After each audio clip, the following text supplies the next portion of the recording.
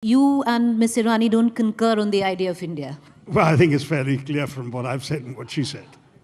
All right. Okay. So you spoke of in your speech that every person across India has an equal right to the idea of India.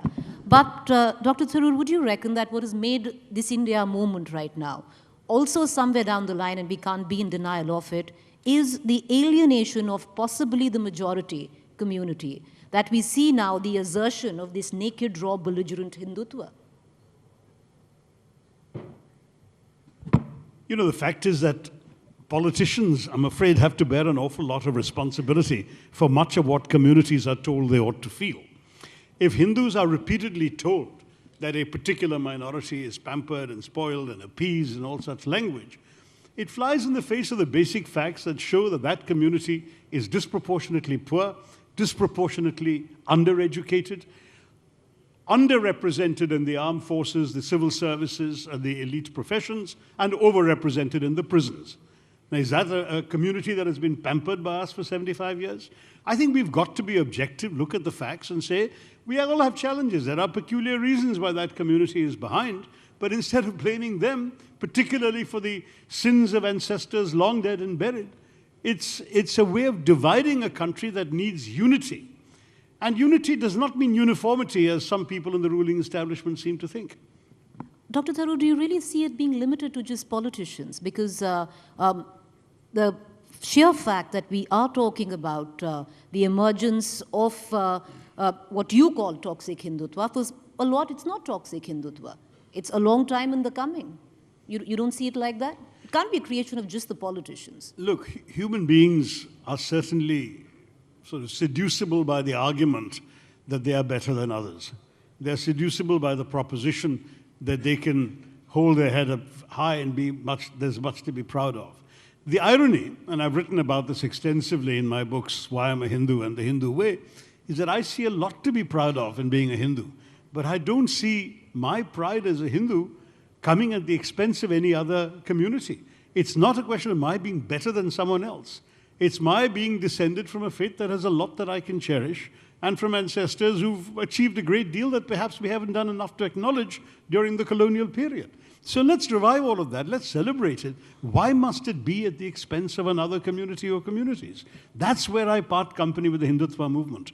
See, when Vivekananda talked about Hindus in India, arise, awake, he wanted them to awake to their own great possibilities, anchored in this sense of inclusion, rather than the kind of exclusionary interpretation that the Hindutva movement has brought to our country. But Dr. Taroor, that's your idea of India. And quite a few would suggest that don't be patronizing to somebody else's idea of India. And for them, they do feel that they've been possibly alienated. And for them, they need to assert themselves, even if it comes through religion. Look, in any democracy, everyone is entitled to their own ideas. Certainly, I'm entitled to mine. They're entitled to theirs. As long as they have power, they'll think that theirs is the one that must prevail. But, you know, the tables can always be turned. That's what the ballot box is for. But equally, let me say very clearly that whatever their ideas of India, mine is anchored very firmly in the Constitution. There's nothing I've said today that departs from what the Constitution prescribes for all of us. Is that true of what they've been saying? That's the question they need to ask themselves. You talk about Dr. Ambedkar. What would be, you've spoken extensively about that also in your vision document, but what would be your critique of it if you had to make one? What would be? Your critique of it, if you had to make No, one. I'm actually a big fan of Ambedkar. I've written a book about him very recently, and his ideas and speeches and writings are very much fresh in my mind. I'm afraid that one of his biggest objections was to the idea of Hindu Raj, which is why there's a delicious irony to Ambedkar being extolled by the Hindutva movement, because he was quite savage in his critique of the idea of majoritarian rule, particularly one based on religious community identities. I have to tell you that very simply, he believed very passionately in the principles that were espoused in the Constitution. He made a couple of remarkable speeches when the document was finally to be passed by the Constituent Assembly, which really have stood the test of time. I've quoted them extensively in my short book on Ambedkar, so I hope some of you will go to it and read. But at bottom, as he said, in any case, there are problems in our society. He said we've created a society with one person, one vote. But I mean, a constitution with one person, one vote, but we have a society where one person doesn't have the same value as another person. We're one man, one vote, but not one man, one value.